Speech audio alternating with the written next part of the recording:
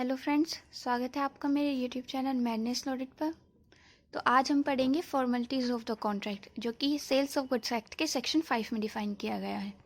Section 4 में हमने पढ़ा था सेल्स और एग्रीमेंट टू सेल क्या होता है।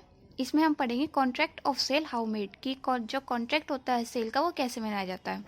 तो देखते हैं, इसमें फर्स्ट सबसेक्शन है, A contract of sale is made by an offer to buy or sell goods for a price and the acceptance of such offer.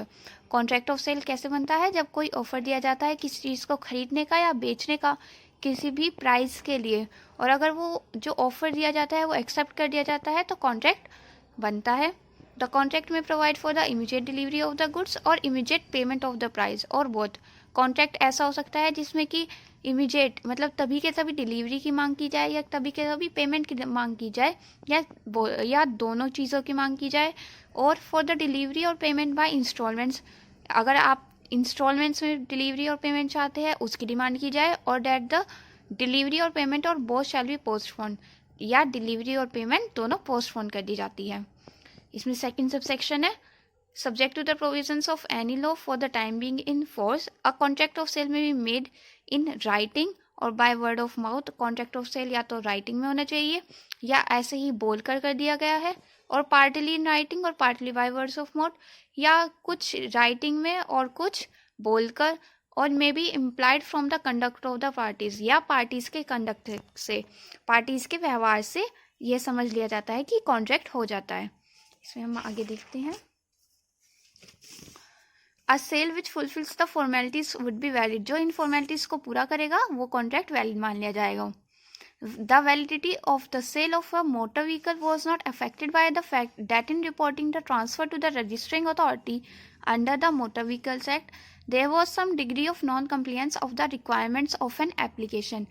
The validity of a sale of, किसी motor vehicle की cell की validity इस बात से affect नहीं की जाएगी, इस फैक्ट से नहीं अफेक्ट होगी कि ट्रांसफ़र टू द जो ट्रांसफ़र हुआ था वो रजिस्टरिंग अथॉरिटी के अंदर नहीं किया गया था। There was some degree of non compliance, requirements में कुछ कमी रह गई थी। ये बात कही गई थी मैथ्यू टंकाचन वर्सेस मनोहरन में। इसमें केस आप लिख सकते हैं। इसमें हम नेक्स्ट सेक्शन देखते हैं, section 6, subject matter of contracts. Existing और फ्यूचर गुड्स, जो सब्जेक्ट मैटर हो सकते हैं या तो वो तभी के तभी जो गुड्स हैं या कोई फ्यूचर गुड्स के लिए।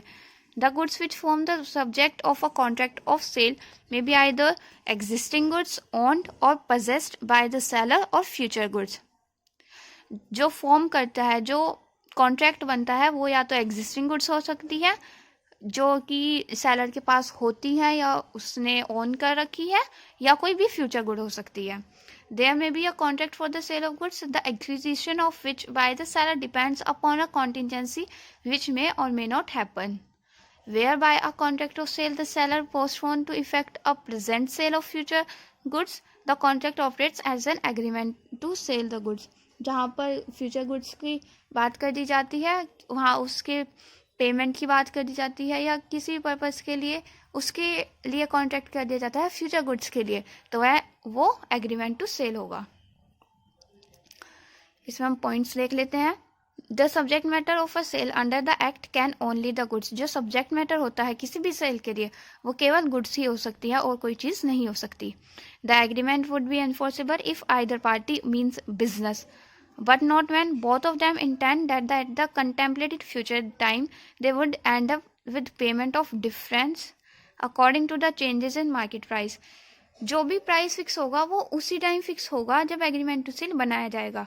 ऐसा नहीं होगा कि अगर जो आपने इस टाइम प्राइस फिक्स कर दिया और अगर फ्यूचर में उसी चीज़ का प्राइस बढ़ता है या कम हो जाता है तो वो उस डिफरेंस के अकॉर्डिंग सेटअप कर दिया जाएगा। नहीं, जो जिस टाइम कॉन्ट्रैक्ट बनता है वो उसी टाइम डील हो जाती है कि इसी पेमेंट में इसी प्राइस पर हम इसे कॉन्ट्रैक्ट को जारी रखेंगे।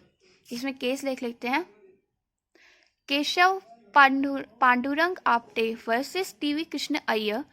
The fact that the seller has no stock under his control at the time of the contract does not matter, as it is quite competent for a man to sell what does not belong to him।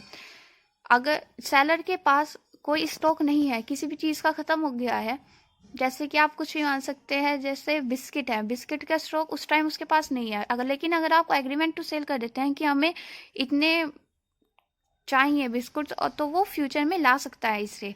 तो इसीलिए अगर seller के पास stock available नहीं है उस time, तो वो इस बात को मैटर नहीं करता है कि वो आदमी उस चीज़ को नहीं बेच सकता है। Before the time for performance he may buy it और procure the assignment of it and be ready to fulfil his contract. Time of performance से पहले वो जब कॉन्ट्रैक्ट को परफॉर्म करने की बारी आएगी, वो उसे कहीं से भी अरेंज कर सकता है, तो इसलिए वो एग्रीमेंट टू सेल होगा। तो इससे नेक्स्ट वीडियो में हम कवर करेंगे effect of destruction of goods, जो कि इसी एक्ट के सेक्शन 7 और 8 में दिया गया है। Till then, tata, bye bye, take care.